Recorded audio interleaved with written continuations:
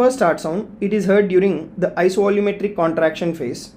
And if you take the second heart sound, right, it is heard during the isovolumetric relaxation phase. And if you take the third heart sound, it is heard during the first rapid filling, right, first rapid filling.